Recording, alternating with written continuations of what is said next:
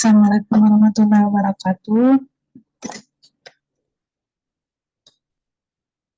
Salam sehat untuk kita semua. Pada pertemuan kali ini kita akan masuk pada mata kuliah kendali mutu laboratorium ya, dengan topik Good Laboratory Practice atau GLP. Saya share screen.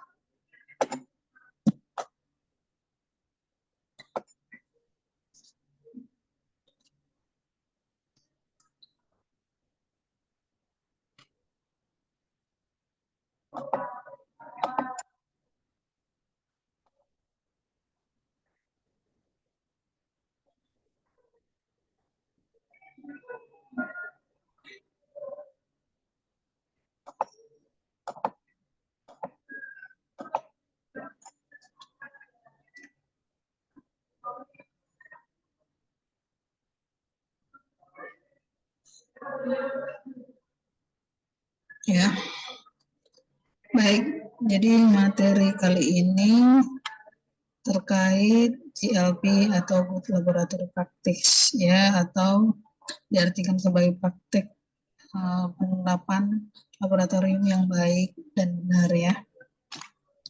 Jadi untuk bahasan topik ini ya, yaitu topik pertama terkait pengertian ya, pengertian dan jenis GLP ya. Kedua itu prinsip ya, prinsip dan tujuan GLP ya. Topik ketiga yaitu komponen GLP ya. Keempat terkait penerapan GLP.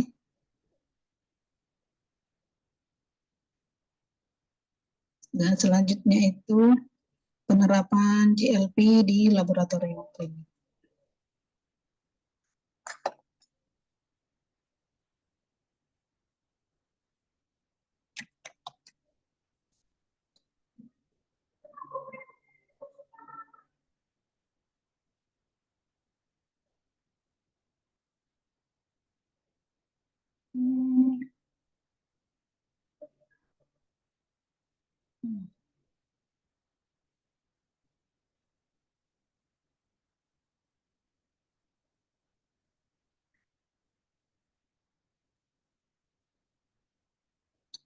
Ya, jadi kita masuk pada topik pertama ya, terkait pengertian dan jenis GLP ya.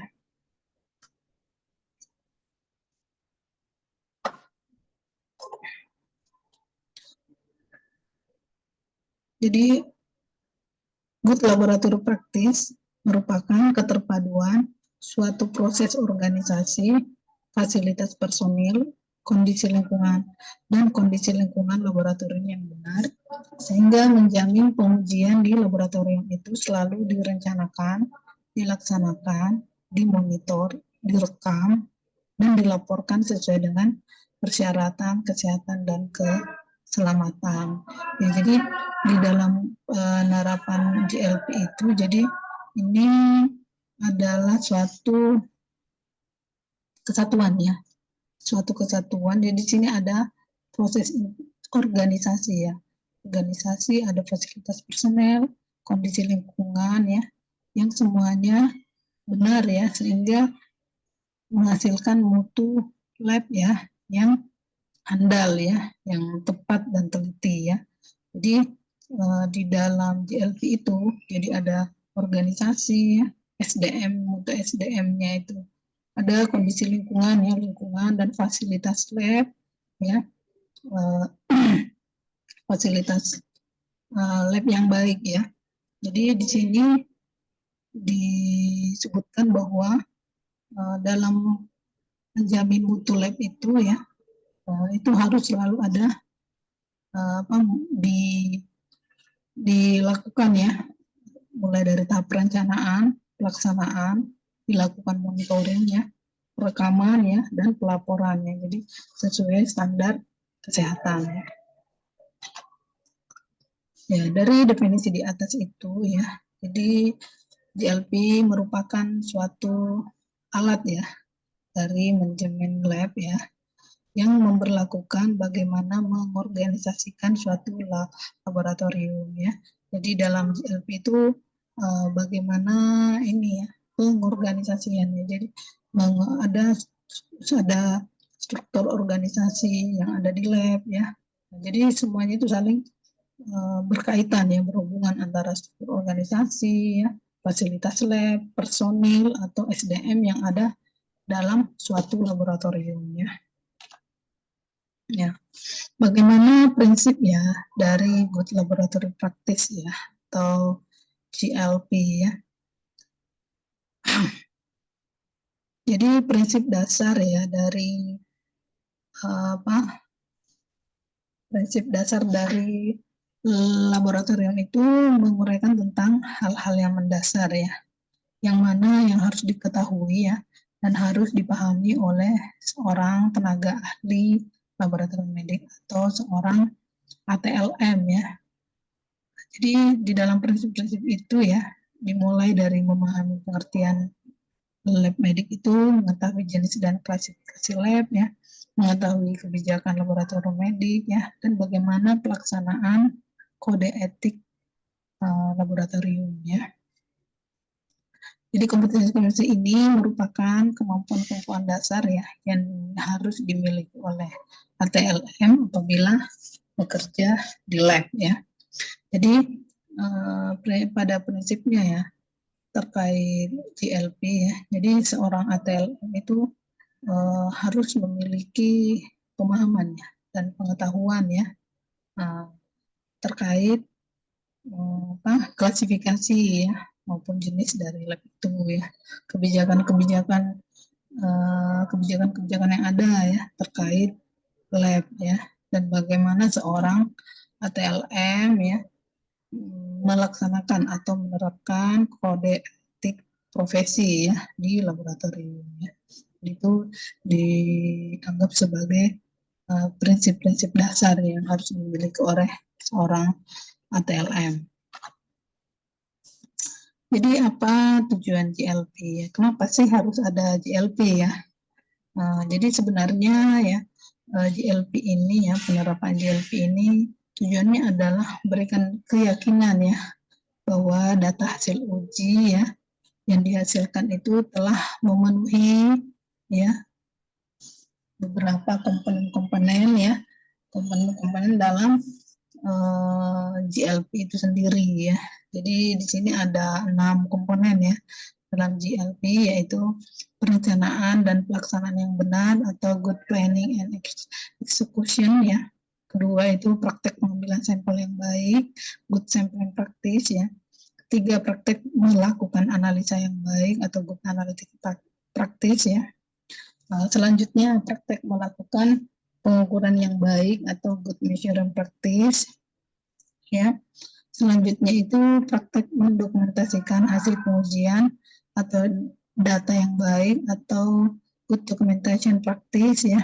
Dan selanjutnya praktek menjaga akomodasi dan lingkungan kerja yang baik ya atau good housekeeping practice ya.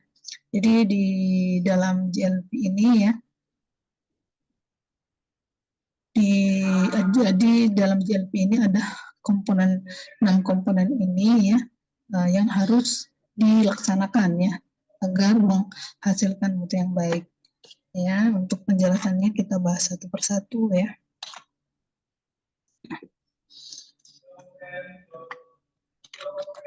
Ya, jadi ada beberapa faktor ya yang bisa mempengaruhi keandalan uji lab atau mutu lab itu sendiri ya. Jadi ini ada beberapa ya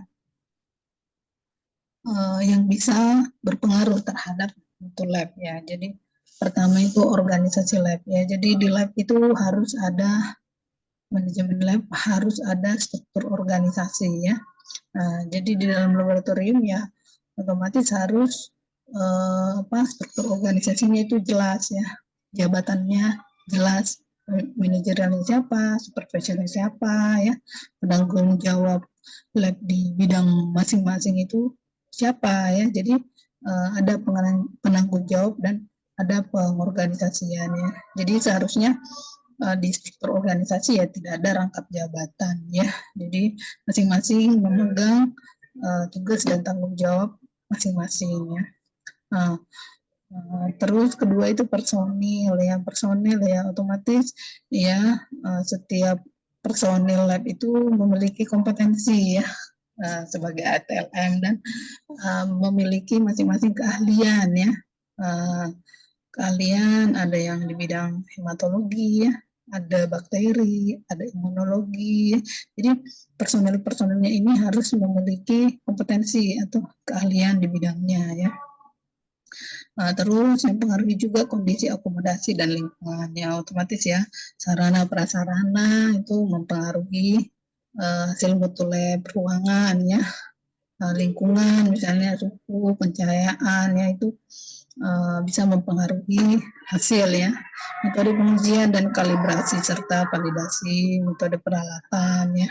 Nah ini otomatis ya metode ya, kalibrasi ya itu bisa mempengaruhi ya peralatan alat-alat lab ya. Jadi dipastikan alat-alat lab itu berjalan dengan baik ya, berjalan normal dan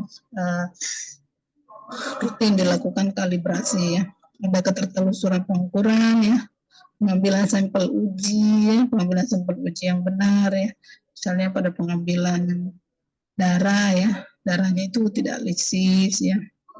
Pada saat pengambilan tidak terjadi hematom atau sampelnya itu harus baik ya, atau good sampling ya. Penanganan sampel yang akan diuji ya, dan barang yang akan dikalibrasi ya. Jadi penanganan sampel yang baik ya, penanganan sampel yang kurang baik otomatis akan bisa berpengaruh terhadap hasil ya.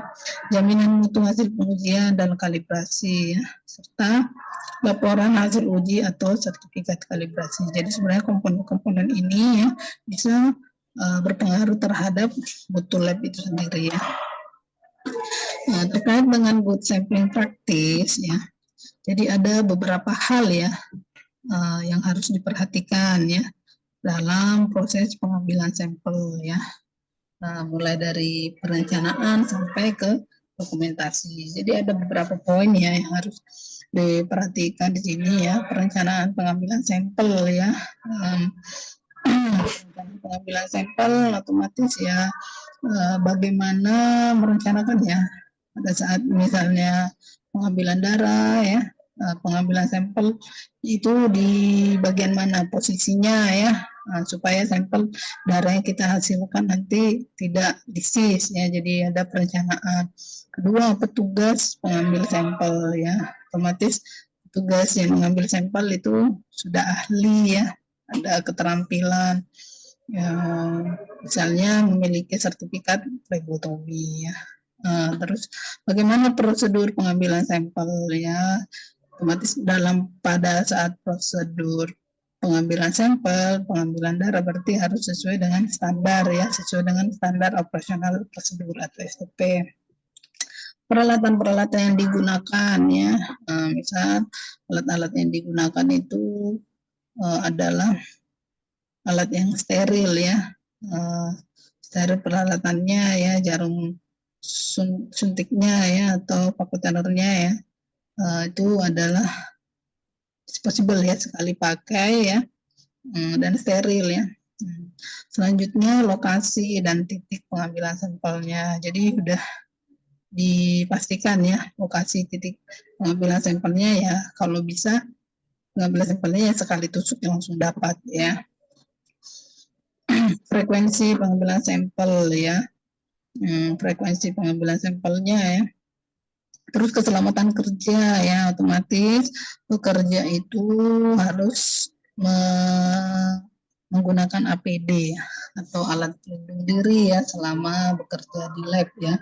Jadi petugas maupun pasien ya masing-masing terjaga keselamatannya ya. Kita juga sebagai analis bekerja yang baik ya, bekerja yang baik, bekerja yang benar ya, dan menerapkan atau menggunakan APD yang benar ya, sehingga resiko terjadinya kecelakaan kerja itu bisa diminimalisir ya.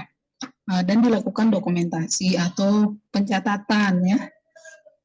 Jadi yang dilakukan itu terkait dengan apa ya, GLP yang paling penting itu adalah perekaman data ya. Dan semuanya ada dokumentasi ya. Ini terkait good sampling practice ya. Terus di sini good measurement practice ya. Jadi di sini terkait good measurement practice ya. Jadi peralatan ya maupun instrumen yang ada itu harus diinspeksi secara periodik ya, dijaga kebersihannya ya, setel, dikalibrasi sesuai dengan standar ya. Peralatan dan instrumentasi itu harus dioperasikan ya oleh personel yang ahli ya, terlatih maupun ditunjuk ya. Semua instruksi cara operasi setiap peralatan harus tersedia di tempat ya. Jadi dipastikan alat-alat itu selalu dijaga kebersihannya ya, selalu setiap digunakan selalu dibersihkan, bebas dari debu ya. Terus secara periodik ya dilakukan kalibrasi ya untuk memastikan alat yang digunakan itu berjalan dengan baik dan normal ya. Nah, terus yang menggunakan alat otomatis kan harus bisa ya menggunakan alat tersebut ya. Jadi bukan misalnya tidak ahli pada penggunaan alat itu dan menggunakan, jadi semuanya otomatis harus bisa menggunakan dan ahli ya. Dan yang dipastikan juga dalam peralatan itu, peralatan lab itu sudah ada SOP-nya ya, sudah ada SOP masing-masing pada alat tersebut ya. SOP ya, cara kerja. Jadi kalau misalnya ada tahapan yang kita lupa ya, kita bisa melihat kembali SOP yang ada yang tersedia ya di dekat alat itu ya. Nah, jadi SOP itu harus selalu berada di sekitar alat ya yang digunakan ya. Terus di sini catatan setiap peralatan harus ada ya dan disimpan ya. Jadi biasanya ini ada ini ya, di alat juga itu biasanya ada labeling ya, di label ya. Setiap sudah kalibrasi biasanya ada label ya. Itu di peralatannya lab kita itu label misalnya kalibrasinya itu sudah ada, sudah tertera, oh alat ini sudah dikalibrasi ya. Jadi setiap peralatan ya, jadi harus ada ya catatan ini, rekod-rekod ini ya, terkait nama peralatan, deskripsi, nomor seri ya, nomor seri alat ya, tanggal ya, perolehan alat peralatannya. Jadi kapan peralatan itu ada ya dan dioperasikan ya, data maintenance-nya ya itu selalu ada, kalibrasinya dan perbaikannya. Jadi catatan-catatan deskripsi ini harus tertuang ya, harus ada catatannya. Terus keselamatan diperlukan bagi setiap peralatan utama. Jadi keselamatan apa saja ya yang dibutuhkan untuk suatu alat itu. Jadi harus ada deskripsinya ya, deskripsi dari setiap peralatan. Jadi ada pencatatannya ya. Ini selanjutnya terkait good documentation practice ya. Jadi praktek dokumentasi yang baik ya. Jadi laboratorium itu harus mempunyai ya dan mengembangkan sistem dokumentasi ya dan rekaman yang sesuai dengan kebutuhan dalam menerapkan GLP. Kalau sekarang kan untuk riwayat ya, mulai dari tahap sampling sampai hasil kan di semua lab ya, baik itu entah puskesmas maupun rumah sakit itu sudah menerapkan sistem berbasis IT ya, yang biasanya disebut sistem informasi laboratorium ya.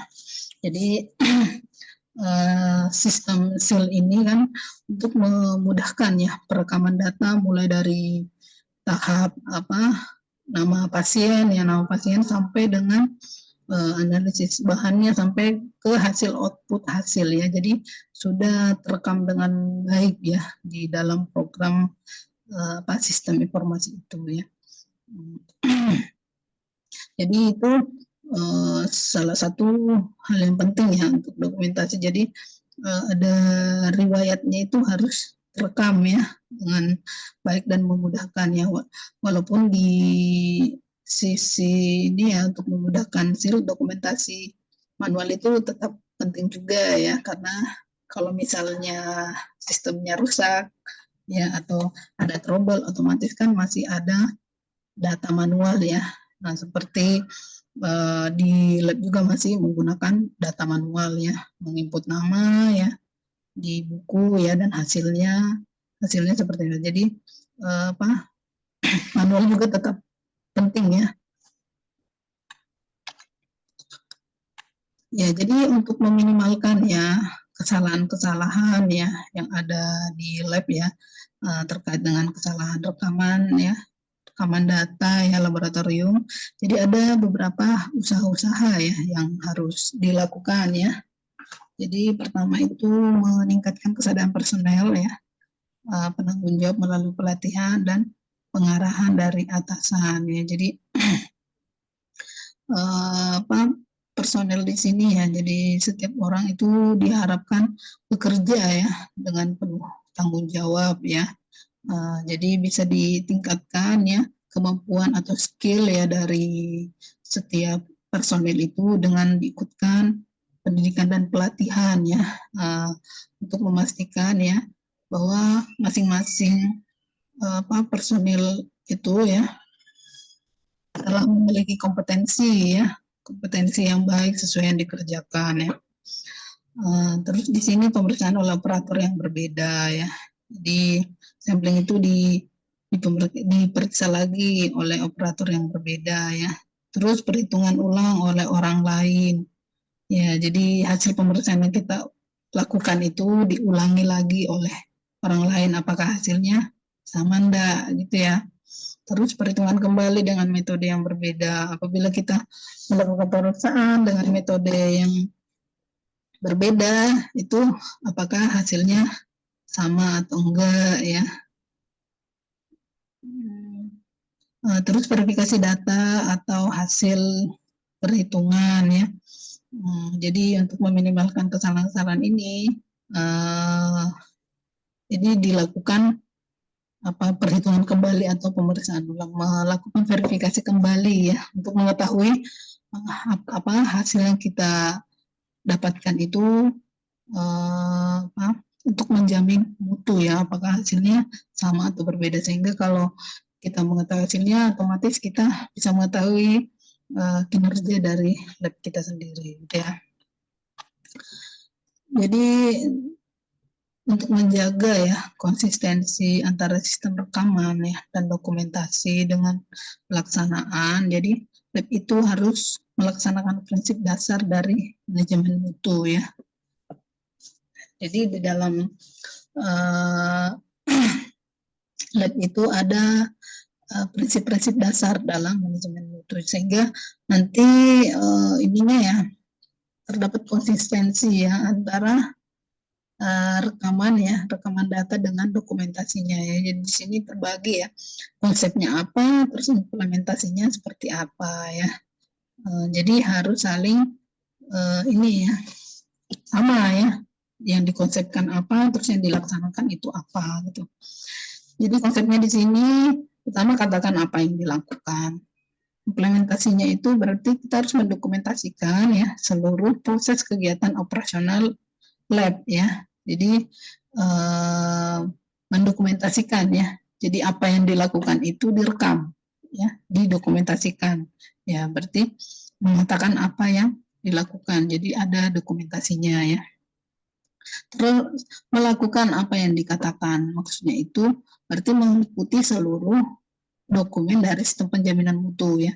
Panduan mutu, prosedur, metode ya, instruksi kerja, yang telah dibuat ya. Jadi dokumen-dokumen mutu itu ya seperti panduan-panduan, prosedur ya. Berarti itu yang kita kerjakan ya. Apa yang ada tertuang dalam panduan mutu itu, misalnya dalam SOP, ya. Berarti itu yang kita kerjakan, bukan mengerjakan SOP yang lain, tapi SOP yang berlaku ya untuk metode itu atau alat itu, berarti itu yang kita lakukan ya. Jadi mengikuti seluruh dokumen dari sistem mutu ya.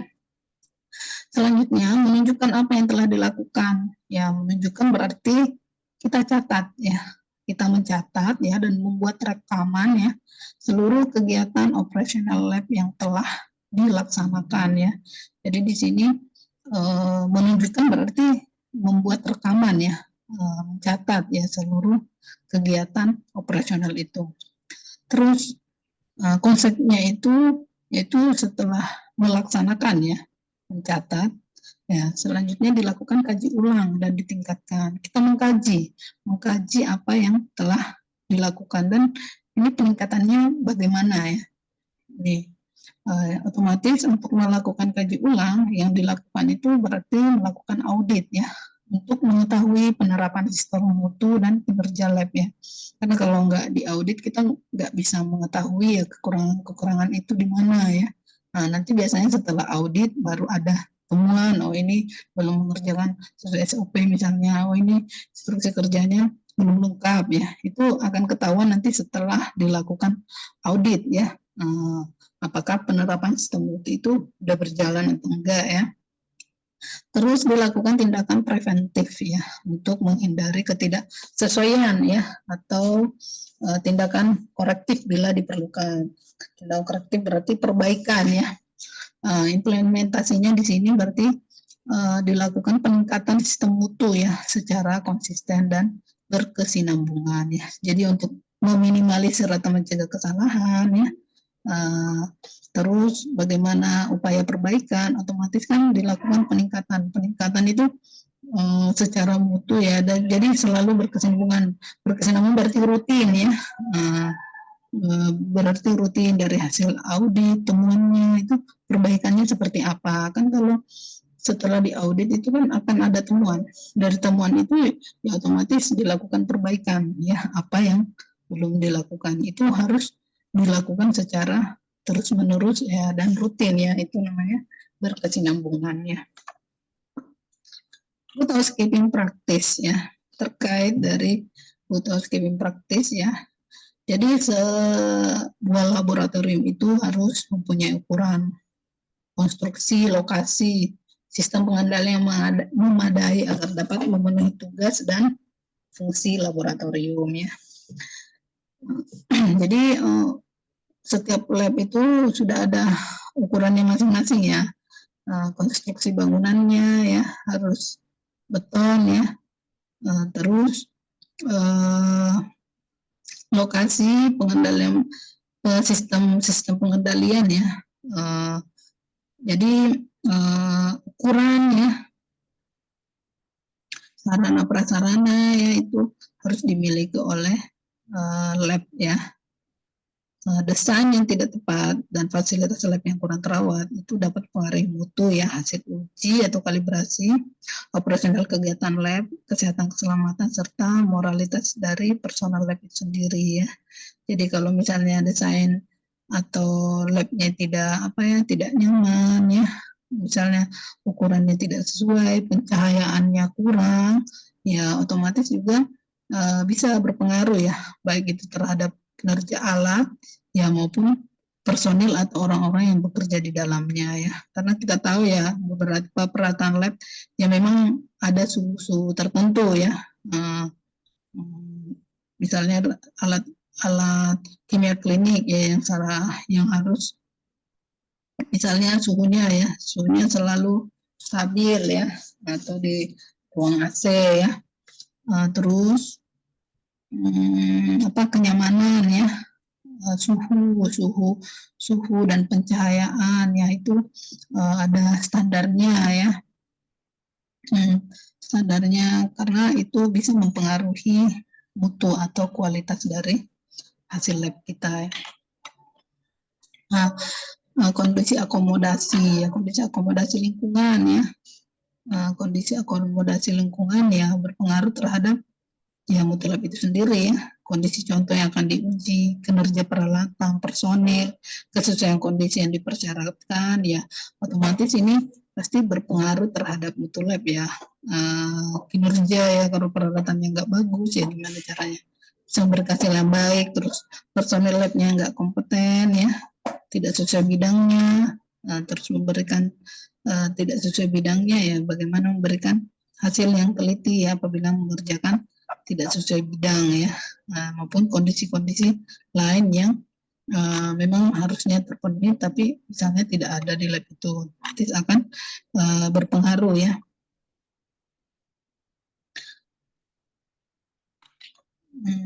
Terus fasilitas lab ya, fasilitas lab ya ini ada beberapa poin ya dari fasilitas lab ya. Jadi ada pencahayaan ya, ventilasi, sumber energi, dan persediaan air ya. Otomatis ya pencahayaan kalau redup ya gimana caranya kita bisa melihat ya. Misalnya mau membaca urin ya, baca makroskopik itu kan ya pencahayaan itu ya harus terang ya, tidak boleh redup ya. Jadi ada standar-standar fasilitas ya yang memang harus ada di lab ya. Ventilasi ya, ventilasi ya untuk keluar masuk udara, tapi sekarang basisnya udah semuanya pakai AC ya. Ya. Jadi untuk suhunya, untuk suhu otomatis ini ya semuanya 4 poin ini berpengaruh. Sumber energi ya, sumber energi otomatis jangan listriknya itu ceklek-ceklek ya. Jadi harus ada sumber energi ya. Jadi dipastikan alat itu tidak rusak ya, tidak rusak. Jadi listriknya itu harus stabil ya. Jadi biasanya beberapa alat biasanya dipasangi stafol ya. Jangan sampai misalnya listriknya ceklek, itu biasanya kan pada saat dinyalain ya, biasanya ada yang berpotensi membuat alat rusak ya. Jadi sumber energi juga harus diperhatikan, sama persediaan air ya. Persediaan air ya, ini salah satu fasilitas yang sangat penting juga ya, karena untuk pencucian ya, bahan-bahan lab ya, itu fasilitas ini harus ada di lab ya. Jadi alat keselamatan ya, alat keselamatan, fasilitas dan peralatan kesehatan ya. Jadi ini ada beberapa ya, alat kesehatan, fasilitas maupun peralatan yang harus tersedia ya untuk menjamin lingkungan kerja bersih dan aman. Jadi ada 11 ya, supaya lingkungan kerja kita itu selalu bersih dan aman ya. Lemari asam ya, di sini lemari asam ya, dan lemari pengaman ya. Jadi otomatis kalau bahan-bahan kimia asam ya, harus ditaruhnya pada lemari asam ya. Informasi safety ya, informasi keselamatan. Jadi informasi keselamatan itu ya harus ada ya di lab, harus disediakan. Terus alat untuk menangani tumpahan bahan kimia ya, karena di lab itu dipenuhi dengan bahan-bahan kimia ya. Berarti harus ada peralatan jika terjadi tumpahan ya, penanganannya seperti apa. APD ya, pakaian kerja maupun alat pelindung diri lainnya ya, masker, handscoon ya, penutup kepala. Kan tipe-tipe APD juga berbeda-beda ya pemakaiannya sesuai dengan level dari lab itu ya. Level 1, level 2 kan ada level-levelnya ya pada pengguna lab, tergantung kita bekerjanya di lab mana ya. Saluran air dengan keran dan shower ya, jadi ini dipastikan ya jalan dengan baik ya, saluran gasnya ya, keran sentral, terus jaringan listrik ya yang dilengkapi dengan skring ataupun pemutus arus ya. Kotak P3K yang berisi lengkap dengan obat ya. Jadi kotak P3K itu harus juga selalu dicek ya, jangan sampai misalnya obatnya habis ya, itu ditambah ya, atau tidak ada ya, berarti harus selalu tersedia lengkap ya.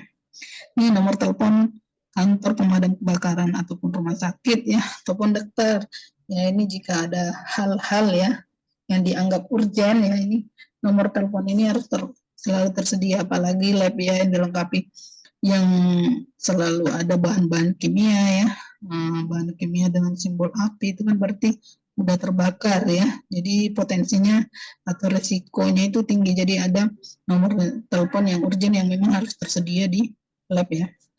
Alat pemadam kebakaran ya yang saya pakai dan mudah dijangkau ya. Bak berisi pasir kering dan skop dan selimut anti api ini adalah salah satu bagian dari ini ya,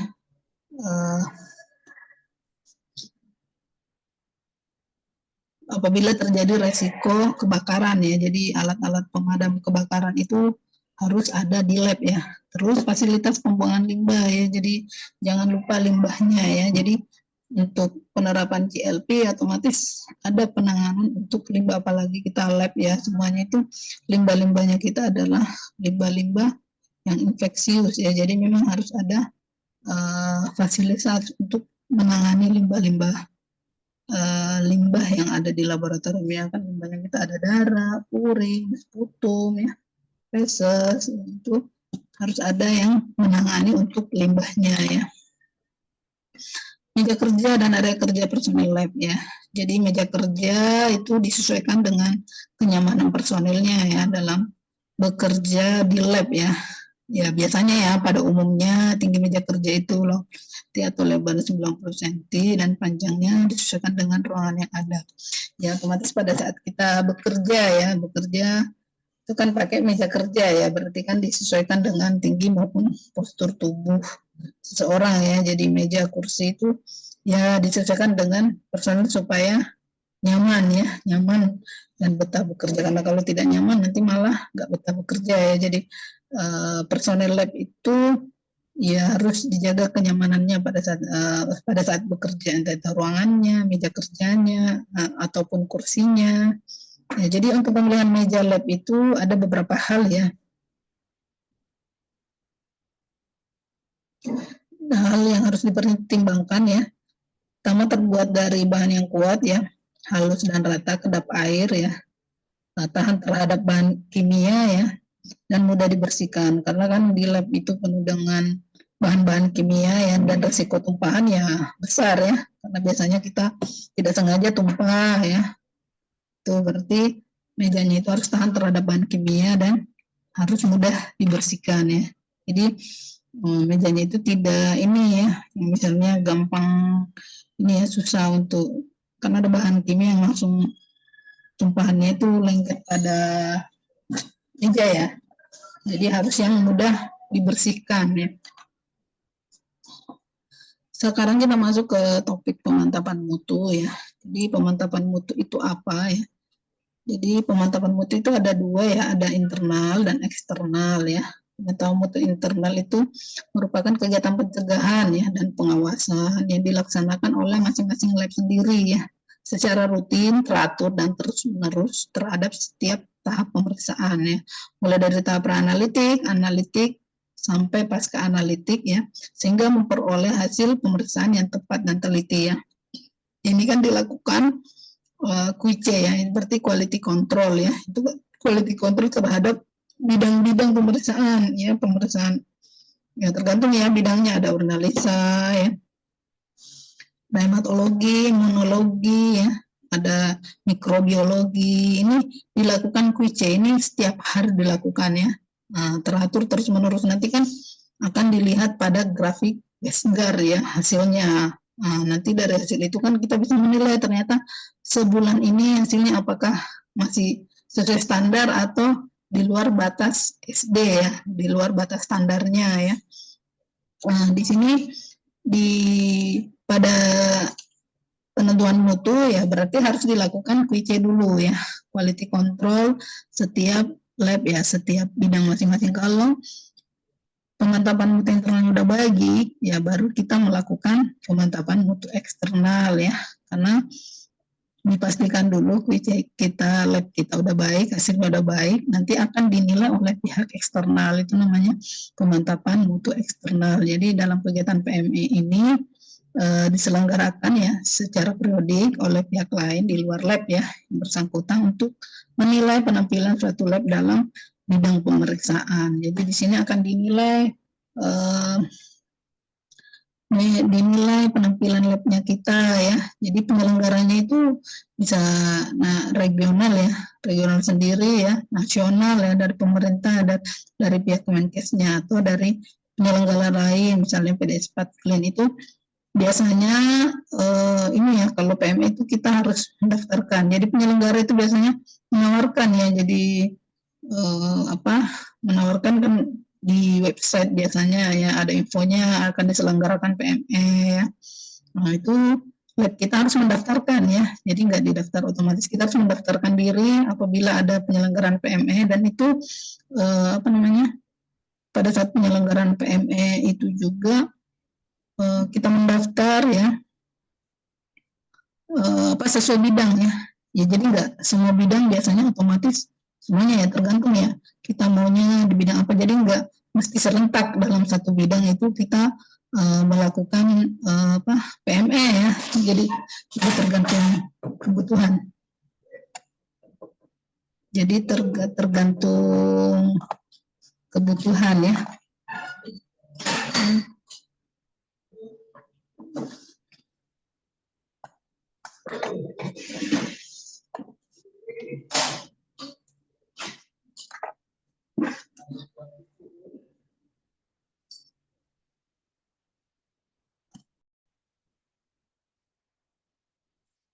Ya, kita lanjut.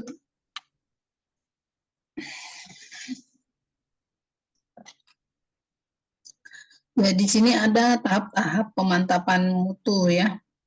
Tahap-tahap pemantapan mutu di sini ya, jadi ada audit ya, itu dilakukan audit ya. Jadi biasanya untuk menjamin mutu itu dilakukan audit biasanya 2 kali setahun ya. Terus validasi hasil ya, validasi hasil merupakan upaya untuk memantapkan kualitas ya hasil pemeriksaan melalui pemeriksaan ulang ya oleh lab rujukan, termasuk di sini adalah cross check ya. Jadi melakukan validasi misalnya hasil labnya kita itu di cross check ya oleh lab rujukan ya, atau di sini rumah sakit rujukan. Jadi di cross check hasilnya kita apakah sesuai atau tidak, itu validasi. Nah, kalau akreditasi di sini udah pengakuan ya, sudah ada sertifikat pengakuan mutu ya dari hasil yang kita keluarkan ya. Jadi sekarang bukan cuma kampus ya yang ada akreditasi, lab semua sampai puskesmas sekarang sudah ada ya penjaminan mutunya melalui akreditasi ya. Pendidikan pelatihan pendidikan pelatihan ya. Jadi pendidikan pelatihan ini ya harus selalu direncanakan ya secara berkelanjutan ya. Jadi adanya pendidikan dan pelatihan ya kepada personel lab ya. Terus bagaimana keamanan lab untuk setiap petugas laboratorium ya. Jadi dalam sistem penjaminan mutu ya, jadi harus dijamin juga ya keamanan lab ya dari personel lab itu. Jadi dijaga keselamatan kerjanya ya. Selanjutnya penerapan GLP ya di lab klinik atau medik ya. Jadi lab klinik merupakan ya lab kesehatan ya yang melakukan pemeriksaan spesimen klinis ya. Jadi spesimen klinis ini ya darah, urin ya, sputum maupun lainnya ya yang berasal dari tubuh ya, untuk mendapatkan informasi kesehatan perorangan ya. Jadi untuk menunjang diagnosis penyakit, penyembuhan penyakit, dan pemulihan kesehatan ya. Jadi kan hasil-hasil pemeriksaan itu kan ada fungsinya masing-masing ya. Ada untuk screening, ada yang fungsinya diagnostik ya, misalnya ya, untuk pemeriksaan urin ya itu kan sifatnya screening ya, screening penyakit. Sedangkan pemeriksaan darah ya itu sudah masuk ke diagnostik ya. Jadi di sini fungsinya untuk diagnosis penyakit ya, penyembuhan, terapi ya, dan pemulihan ya. Dan di dalam penerapan GLP ada beberapa tadi ya unsur-unsur yang harus dimiliki ya berdasarkan GLP tadi juga udah disinggung ya, hal-hal mendasar yang harus ada dalam GLP ya. Jadi pertama petugas atau tim K3 laboratorium ya. Kedua, kesehatan petugas lab ya harus selalu dijaga ya. Sarana prasarana dan prasarana K3 lab ya, sarana K3 ya untuk mencegah kecelakaan kerja ya, minimal ya, menjaga harus ada prasarana K3 labnya ya. Pengamanan pada keadaan darurat ya, tindakan pencegahan ya, adanya desinfeksi, dilakukan desinfeksi ya, unsur sterilisasi dan dekontaminasi ya. Ini ada ya. Tindakan khusus terhadap darah dan cairan tubuh ya. Bagaimana penanganan terhadap sampel-sampel darah ataupun cairan tubuh. Pengolahan spesimen yang baik ya. Terus bisa dilakukan pengelolaan spesimen ya. Tata ruang ya. Tata ruang fasilitas lab ya. Tadi yang sudah disebutkan, pencahayaan misalnya ya, ventilasi ya, air ya, itu fasilitas-fasilitas lab yang harus ada ya. Dan bagaimana terkait penanganan limbah lab itu sendiri ya. Nah, terus bagaimana penerapan GLP ya dalam lab medik ya. Jadi di dalam penerapan GLP ya, pada lab itu garis besarnya dilakukan pemantapan mutu internal ya, dilakukan QC ya, sehingga terlaksana GLP itu ya. Jadi penerapan ini dilakukan ya oleh semua petugas lab ya. Jika QC ya, atau pemantapan mutu internal telah dilaksanakan, maka pemantapan mutu eksternal dapat dijalankan sehingga dapat pengakuan dari luar ya. Contohnya di sini telah mendapat akreditasi ISO, itu kan penilai dari luar ya, pengakuan dari luar ya. Jadi kalau QC-nya kita udah baik, berarti bisa melakukan pemantapan mutu eksternal. Jadi sudah ada pihak dari luar untuk menilai ya dari mutu lab kita ya. Jadi di sini ada beberapa komponen ya dari pemantapan mutu ya, agar mutu hasil analisis lab klinik itu handal ya, tepat dan teliti. Jadi ada beberapa tahap di sini, ada 4 komponen ya yang tidak bisa dipisahkan ya untuk menghasilkan mutu hasil analisis yang handal ya. Jadi mulai dari pra-analitik, analitik, pasca analitik sampai ke kontrol ketelitian maupun ketepatan ya. Jadi di dalam tahap pra-analitik ada komponen persiapan pasien ya, penerimaan spesimen, pengambilan spesimen, dan pemberian etiket ya. Jadi labeling ini juga sangat penting ya, jangan sampai tertukar ya.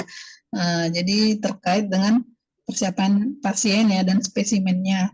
Untuk analitik ya, bagaimana mengolah spesimen itu ya, dan pelaksanaan pemeriksaan ya, jadi bagaimana cara kita memerik dengan baik dan benar ya, yang teliti ya.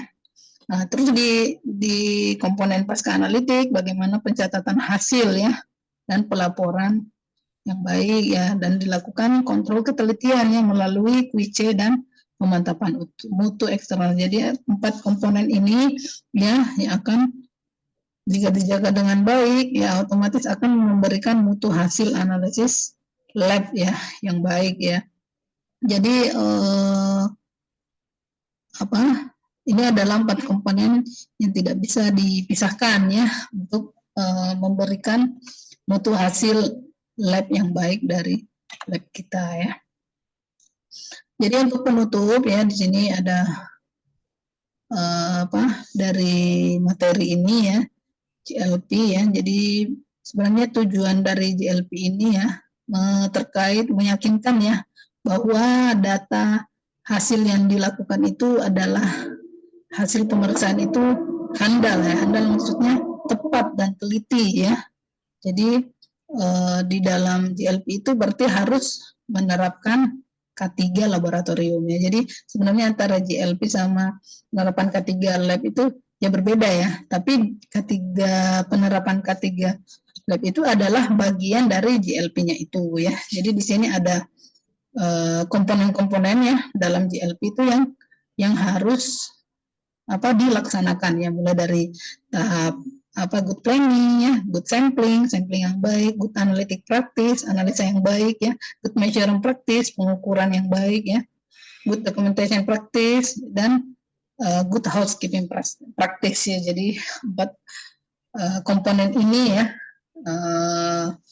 yang harus ada dalam GLP itu ya. Ya mungkin ini ya untuk topiknya ya. Mungkin ada beberapa ya pertanyaan ya ataupun ulasan ya dari materi ini sebagai feedback ya dari materi ini. Nanti silakan bisa dijawab ya dan mencari jawabannya mencari jawabannya dari materi yang telah dijelaskan ya. Ini ada soal ya, ada soal choice dan esai ya. Nanti silakan dijawab ya. Pertama di sini salah satu tujuan GLP adalah good measuring practice. Itu artinya apa? Kedua, catatan peralatan yang disimpan harus meliputi kecuali ya di yang nggak mesti ada itu apa. Terus yang menjadi prinsip dasar ya manajemen mutu konseptual ya agar konsistensi antara sistem rekaman dan dokumentasi pelaksanaannya itu ada itu apa saja ya. Di sini yang termasuk rekaman dan dokumentasi itu gimana implementasinya ya maksudnya ya. Esai silakan disebutkan definisi dan fungsi dari GLP ya, prinsip GLP apa ya, dan hal yang harus dilakukan ya agar mengurangi kesalahan ya pada praktek dokumentasi ya. Ini ada link YouTube ya mungkin sebagai contoh ya. Coba kita lihat ya penerapannya ya. Ini adalah contoh penerapan GLP ya. Silakan mencari mungkin link yang lain ya yang sudah ada penerapannya ya. Coba kita lihat ya.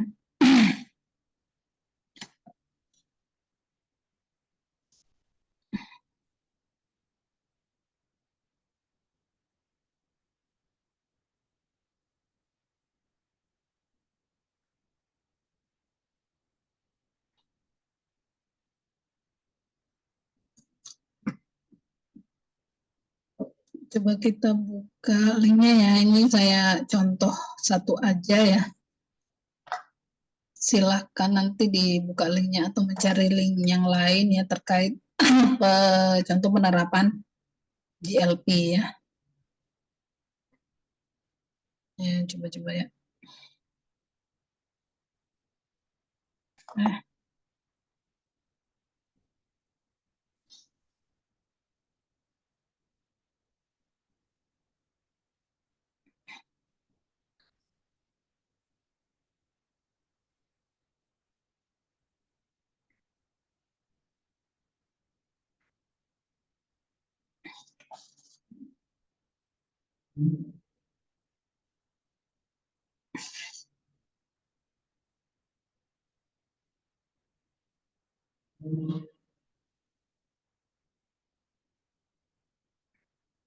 ya jadi ini sebagai contoh contoh saja ya dari penerapan GLP ya.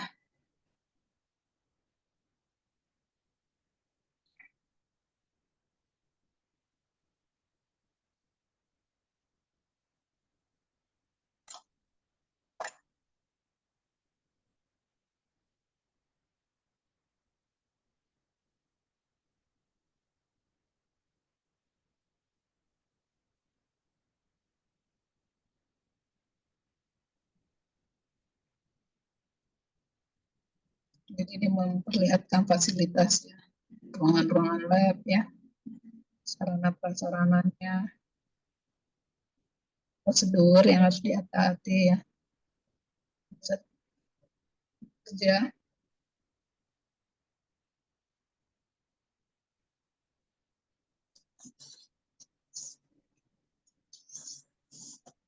Yang benarnya yang salah itu seperti apa ya.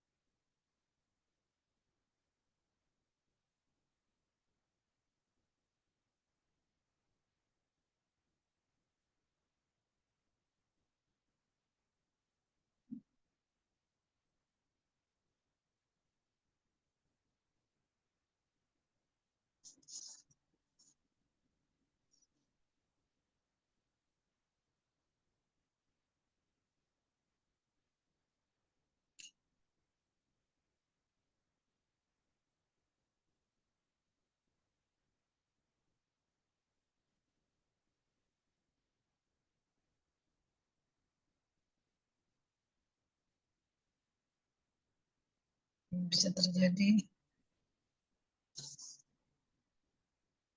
Bisa terjadi.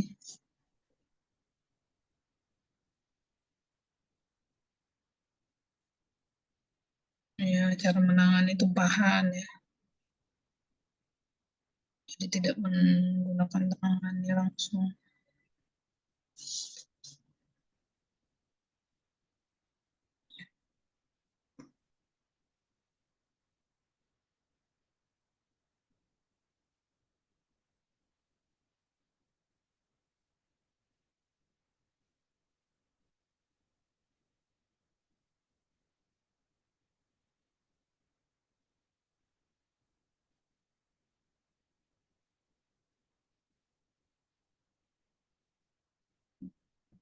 Alat gelas.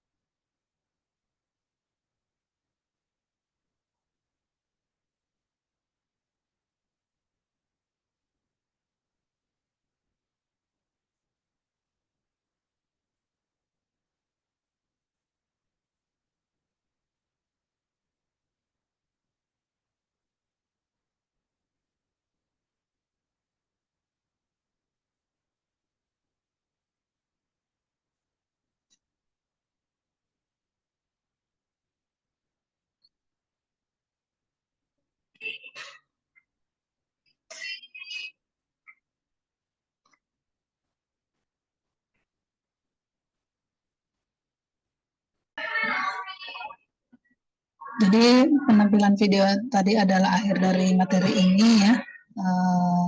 Silakan ya mengeksplor video-video yang lain terkait GLP ya. Mungkin materinya cukup ya. Terima kasih atas partisipasinya. Saya tutup. Wabillahi taufiq wal hidayah. Wassalamualaikum warahmatullahi wabarakatuh. Terima kasih.